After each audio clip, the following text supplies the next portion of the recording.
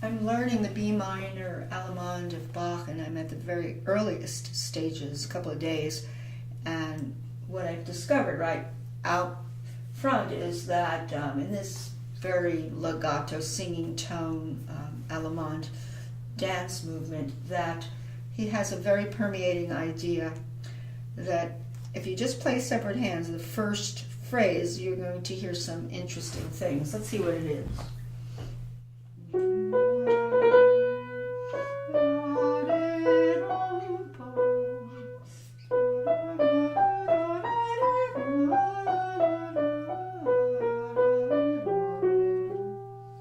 What I hear a lot of is this lower neighbor motion returning.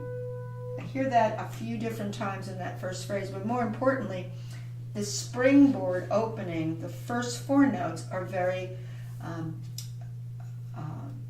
pivotal to what is the germ cell of the whole first half, which is up a fourth, down a half step, and then a return with a mordent, and then the rhythm down at a 16th, and then straight 16ths, and then this agagic note that's tied.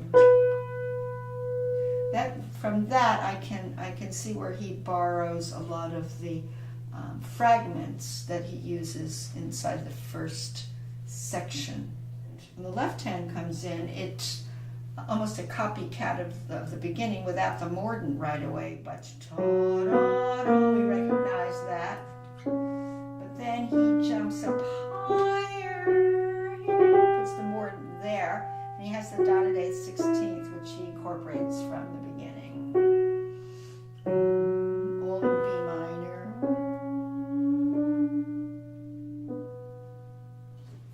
So if you put it together, you get that overlap like an invention, a two-part invention.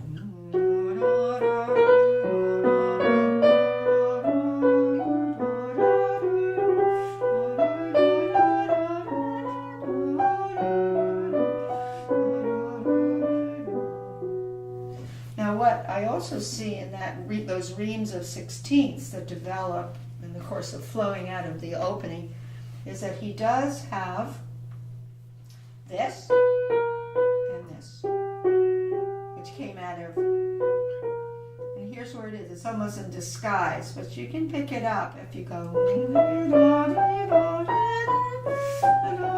here it is, here it is. So it's there.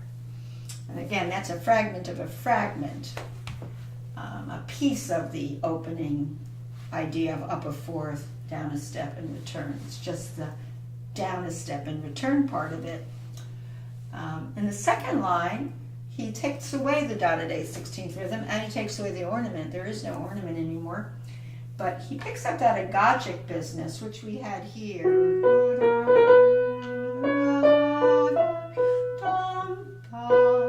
Tie. But this time he has in the other direction a big leap upward with an 8/8 tie, and then the stream of 16ths coming down.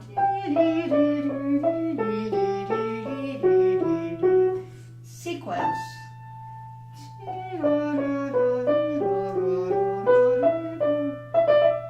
That's interesting because if we go back here at the beginning, the meandering. Let's see what these 16ths do. They have a relationship to those other 16ths because of this neighbor motion. The ear will pick that up because we had that neighbor motion in the first line, and we have it here. Da, da, da.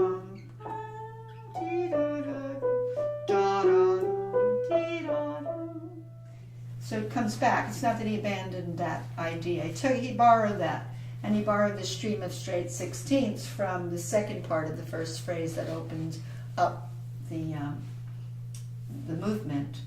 Now, in the left hand, under this is a D major section. We have kind of a rolling in arpeggio and then a scale down.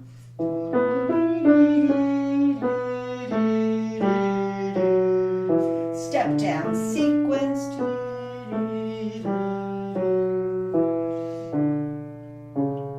I'm not sure where he borrows that from, because basically I don't see anything there that has the motif of that. The right hand will have those lower neighbor and return motion, and that will be picked up in the right hand. So what we have together is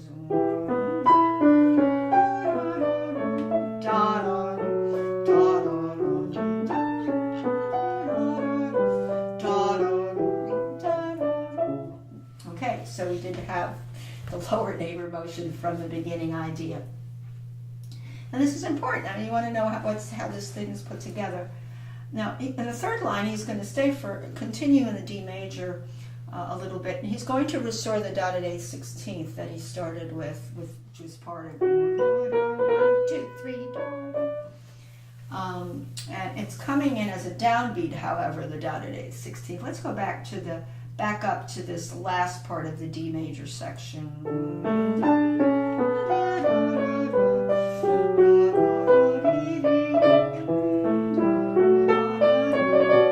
Okay, already we have the 4th and the lower neighbor.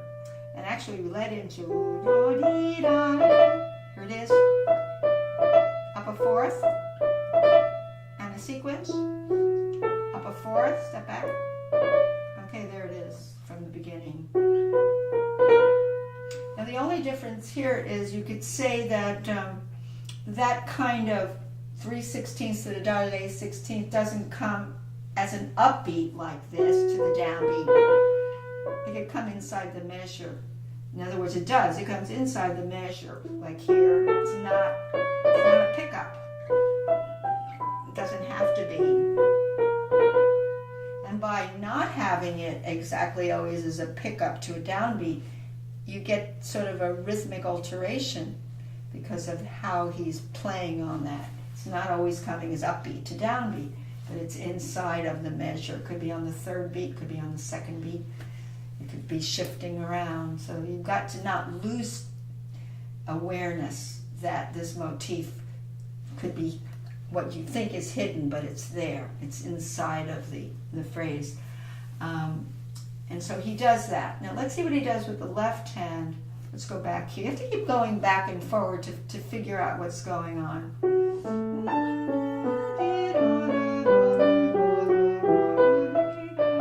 Here it is in the left hand. Here it is, without the ornament. Yeah, so he's got it here. Then he goes down. So it's in the left hand too. Doesn't mean it has to keep staying over and over. It could be one time and it could be almost the second time the same thing, but then changes a little bit of direction. So there it is. This is more complicated than it looks. Up a 4th, down a step, and return. Left hand has it. Right hand has it. Left hand we think has it, but goes down. Back to purely the beginning. Now he's playing with the 4-note opening.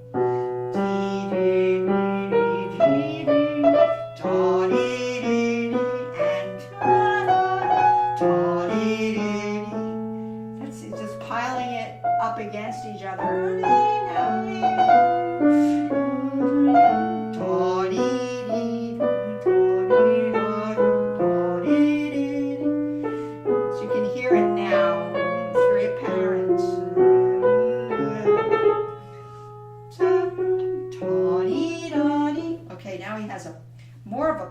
But of different approaches to the second note, by a 7th and then the step down and return, by a 6th step down and return, by a 5th step down and return, by a 4th.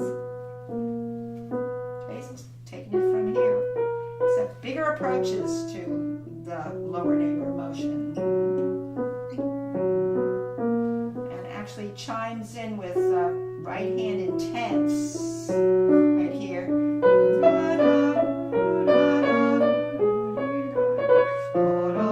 There's that I did.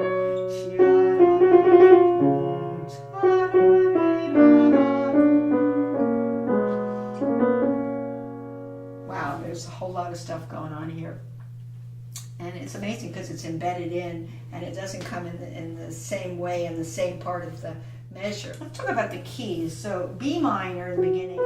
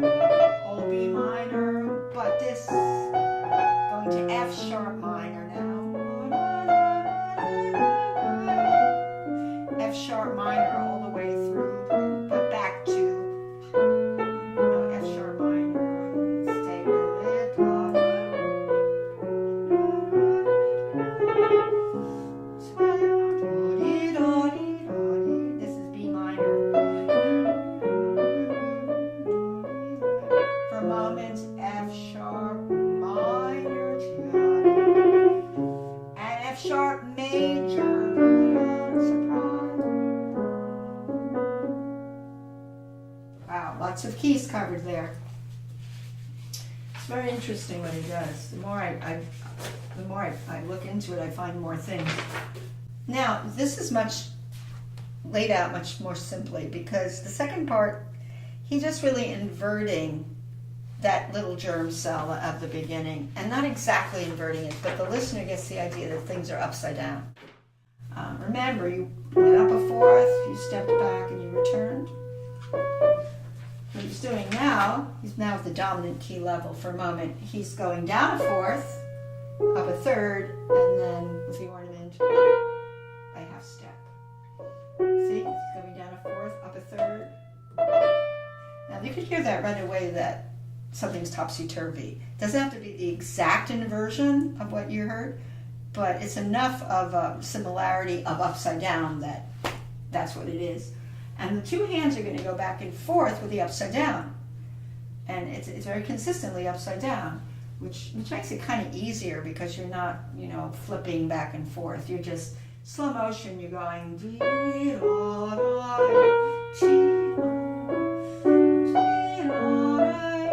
left hand does that same shape. Now we have a stream of that's E minor, by the way. Longer groups of 16. T,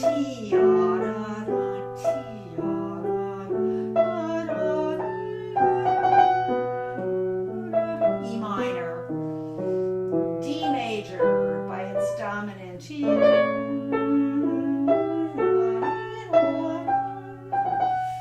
Back to B minor. But to the sixth chord. Beautiful moment.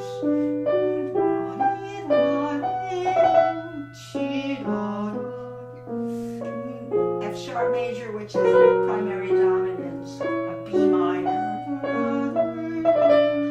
You can see he's keeping the topsy-turvy, everything.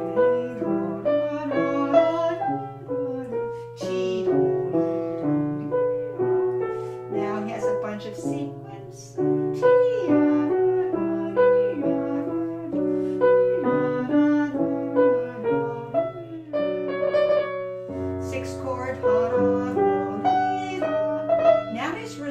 The shape of that opening business at the first page. The big leaps. Now he's going leaping up, skipping down, and neighbor motion.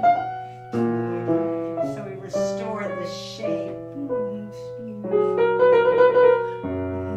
Now he's going to B major from the surprise B major.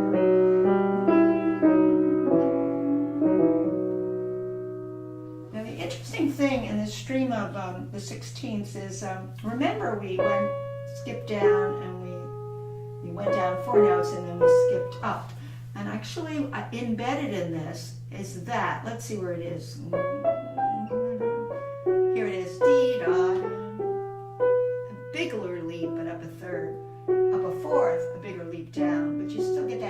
sense of the direction of the upside down. It doesn't have to be the same exact intervals, but it evokes this upside down.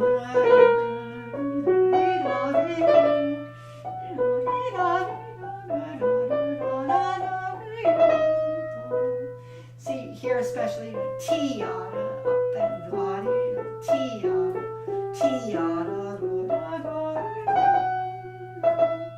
yeah, I mean, it's very obvious what he's doing.